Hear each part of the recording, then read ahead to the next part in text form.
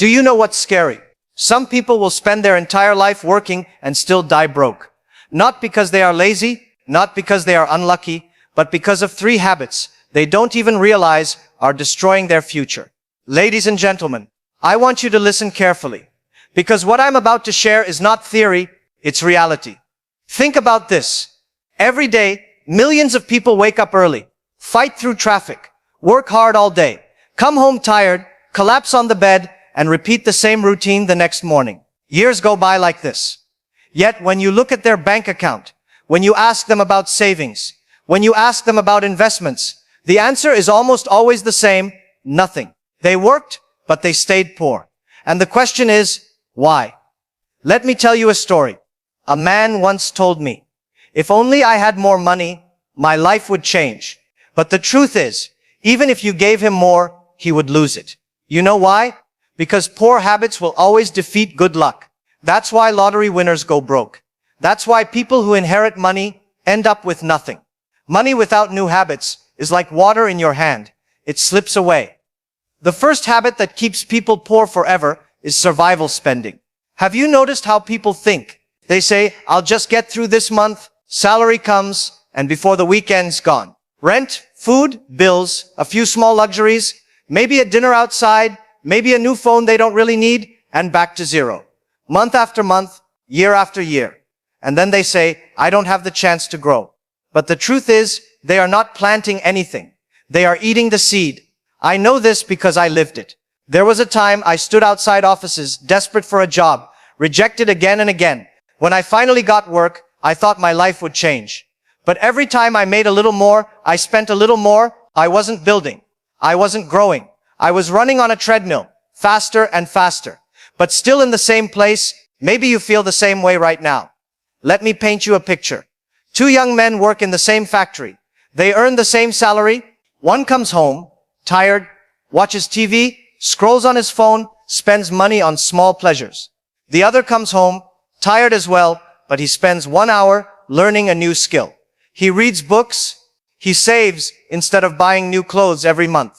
10 years later, the first man is still in the same factory. The second man owns his own company. What's the difference? Not luck, not family, not intelligence, just habits. Here's the painful truth. Poor people stay poor because survival thinking never allows growth. When all you think about is, how do I make it through today? You never ask, how do I build for tomorrow? And the world rewards those who build, not those who survive. Look at J.K. Rowling, the author of Harry Potter. She was broke, raising a child alone, living on welfare. 12 publishers rejected her. She had every excuse to quit. She could have said, I'm poor, I have no chance. But instead of eating her seed, she planted it. She kept writing, and that seed became books, then movies, then an empire. She turned words into billions. That is not luck. That is a habit of growth. But here's the dangerous mindset most people carry. I don't have enough, so let me spend what I have to feel good right now. They buy things that look rich instead of investing in what makes them rich. They eat the seed, never planting it. Ladies and gentlemen, if you eat the seed, you will always stay hungry. If you plant the seed, water it, wait, and protect it. One day you will sit under the shade of the tree. Let me give you another story. Oprah Winfrey. She was born into poverty, abused as a child, working in a grocery store at 14. By every measure, she should have stayed poor forever, but she didn't. She didn't waste her life complaining or spending to escape the pain. She invested in her voice. She invested in her ability to connect. She turned her pain into power. Today, she is not only wealthy, but one of the most influential women in the world. Not because of money at the start, but because of habits. And this is what I want you to remember. Poor people do not stay poor because they don't work hard. Some of the hardest working people in the world are broke. They stay poor because all their energy goes into surviving today instead of building tomorrow. Poverty is not only in the wallet. Poverty is in the mind. Change the mind and you change the wallet. Change the habits and you change the future. So I ask you right now, are you surviving or are you growing? Are you chasing comfort or are you building skills? Do you spend to look rich or do you invest to become rich? Because the truth is, money follows habits. And until your habits change, your future cannot. Ladies and gentlemen, let me share with you the second habit that silently keeps people poor forever. It is the habit of falling into traps, money traps. These are not accidents. They are designed. They are in the ads you see, the sales in your malls, the apps on your phone, and if you don't recognize them, you will spend your entire life working hard and still end up with nothing. Think carefully. The moment most people get extra money, what do? Do they invest it? Do they save it? No. They buy something new, a phone, a car, a bigger TV, new clothes, a fancy dinner. They call it reward. But what they don't realize is this. Poor people want to look rich, while rich people want to stay rich. Warren Buffett still lives in the same house he bought decades ago. Meanwhile, a man earning $500 a month will happily take a loan to buy a $1,000 phone. That is the consumer trap. I once knew a man who worked very hard. The day he got a raise, instead of investing in himself or his family's future, he went to the bank, took a loan, and bought a new car. He drove it proudly, and people admired him. But every month, half his salary went to pay the bank. That car didn't make him free. It made him a prisoner. That car didn't make him rich. It made the bank rich. And this is what happens when you confuse looking rich with being rich. Another trap is fear. Poor people are afraid to take risks. They say, I don't want to start a business. It's too risky. I don't want to invest. I might lose money. And so they put their savings in an account that gives 2% interest, while inflation eats 10%. They think they are saving, but in reality, their money is shrinking. What they don't realize is this. Doing nothing is the biggest risk of all. When Jeff Bezos left his stable Wall Street job to start Amazon in a garage, people laughed. They called him crazy. They said he was throwing away his future. But he understood something most poor people never do. The biggest risk is not failing. The biggest risk is never trying. Today, Amazon is everywhere, and Bezos became one of the richest men in the world. But if he had played safe, he would have stayed comfortable, not wealthy. The third trap is procrastination. Poor people say, one day I will save, one day I will invest, one day I will start a business, but one day never comes. Time slips away, and they don't even notice. Albert Einstein once called compound interest the eighth wonder of the world. The earlier you start, the more it grows. But if you keep waiting for the perfect moment, you lose the only thing you can never get back: time. I made this mistake too. In my younger years, I wasted time waiting for the right chance. I told myself, when I have more money, I will invest. When I have more time, I will learn. That perfect moment never came. The truth is, you don't wait for the perfect time. You start where you are, with what you have, and you grow from there. And let me tell you about one more trap: environment. The people you surround yourself with will decide your future. If your 5 closest friends only gossip, complain, and waste time, guess what? You will gossip, complain, and waste time too.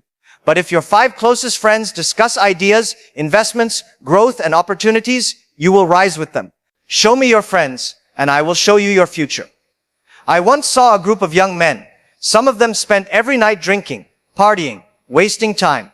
The others spent their nights building small businesses, learning skills, teaching each other. 10 years later, the first group is still in the same place. The second group is running companies. The environment shaped them. The environment pushed them. And this is why, if you want to change your life, you must first change your circle. Ladies and gentlemen, these traps, consumerism, fear, procrastination, and environment are silent thieves. They don't steal your money all at once. They steal your future slowly while you think you are just living life. And unless you recognize and break free from these traps, money will always control you, instead of you controlling money. Ladies and gentlemen, let me now take you to the third habit. And this one is perhaps the most dangerous of all. It is the habit of blaming. Poor people always find someone else to blame for their situation. They blame the government. They blame their boss. They blame the economy. They blame their family. But they never look in the mirror. Do you know what I've noticed? Whenever life is hard, the easiest thing to do is to point a finger. If only my boss paid me more, I would be rich. If only the government gave me support, I would succeed. If only my parents were wealthier, I would have a better start. This way of thinking may give you comfort, but it will never give you progress. Because the moment you blame, you give away your power. I once met a young man who told me, I can't succeed because my father didn't leave me any money. I told him, that's why you have to succeed, so that your children never say the same about you. Every generation has two choices, to pass down excuses or to pass down opportunities. Poor people pass down excuses. Rich people pass down opportunities. Another side of blaming is complaining. Poor people complain all the time. They complain about their job, but they never learn a new skill. They complain about their pay, but they never try a side hustle. They complain about the government, but they never even try to improve themselves. Complaining is addictive. It makes you feel like you are doing something, but in reality, you are doing nothing. Think about it. Have you ever seen someone complain their way into success? Never. The more time you spend complaining, the less time you have for action.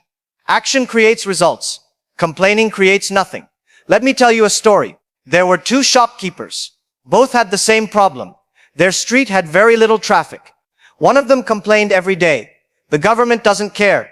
The city doesn't support us. Customers never come. He sat in his shop, waiting for change. The other one said, if people don't come to me, I will go to them. He started delivering goods to nearby homes. He told his friends, if you buy from me, I will bring it to your door. Slowly, people began to trust him. His business grew. The first shopkeeper is still there, sitting, waiting, complaining. The second shopkeeper is now the owner of a supermarket. Same street, same problem, different mindset. Ladies and gentlemen, the habit of blaming and complaining is like putting chains on your own legs. You think the world tied you down, but in truth, you tied yourself. And as long as you live with excuses, you will never break free. Let me tell you something powerful. Your future is not decided by the government, or your boss, or your parents. It is decided by the choices you make today. When you blame, you delay. When you take responsibility, you take control. And the day you stop saying, it's not my fault, and start saying, it's my responsibility, that is the day you begin the journey to wealth, freedom, and success. Ladies and gentlemen, let me end with something you must never forget. Poverty is not only about money, it is a mindset. You can give two people the same amount of money, the same opportunities, even the same education, and still one will rise and one will fall. Why? Because one changes his habits and the other keeps repeating them. The truth is, nobody is born poor forever. You may be born with nothing, but if you die with nothing, it is because you chose the wrong habits. I know that sounds harsh, but reality is harsh. Life does not reward excuses. Life rewards discipline, courage, and action. So let me ask you, how long will you wait? How long will you keep blaming, keep spending, keep procrastinating? How many years will you lose before you realize time is slipping away? 10 years from now, you will regret two things: the chances you didn't take and the habits you didn't change. I once heard a wise man say, chains of habit are too light to be felt until they are too heavy to be broken. When you are young, wasting 1 hour seems like nothing. Spending a little more than you earn seems normal. Complaining feels harmless. But year after year, these small habits pile up, until one day you wake up at 40, 50, 60, and you realize it's too late. But here's the good news. Today, right now, you have a choice. You can break the chain. You can stop following the crowd. You can decide, I will not live poor forever. Poverty is not your destiny. It is a temporary situation if you choose to fight it. Think about this. Every rich man you admire today was once unknown, struggling, doubted. Every success story you hear started with a decision, the decision to change habits. So if they could do it, why not you? Ladies and gentlemen, you must remember, success is not built in one day, but it is built daily. Your habits are your future. Change your habits, and you will change your life. Stay trapped in them, and no amount of luck or hard work will save you. So the question I leave you with is this: which habits will you take with you tomorrow? The habits that keep you poor forever, or the habits that make you free? The answer, my friends, is in your hands. Thank you for listening, and don't forget to like and subscribe, my friends.